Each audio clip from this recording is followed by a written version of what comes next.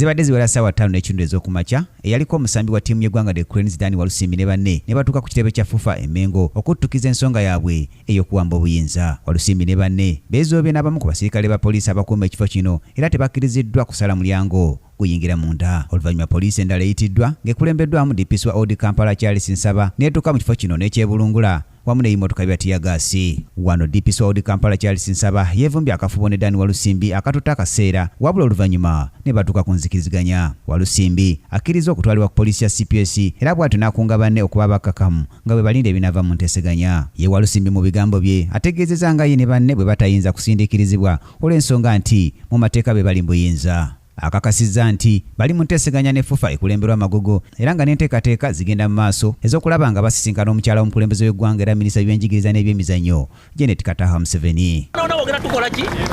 Tusindika tuli ba mupiira twakukolera nekira bwe twogerera kati fa abali mu mateeka baganda kulama kwa facility aito bali busy tetuyinza kufunula nga family yaffe kwawo fenga tugana tukosinda facility bino byonna okubaawo nga n'olukikola bannamawulire otula buli wiiki ku kitebe kya FUFA Emmengo lugenda mu maaso.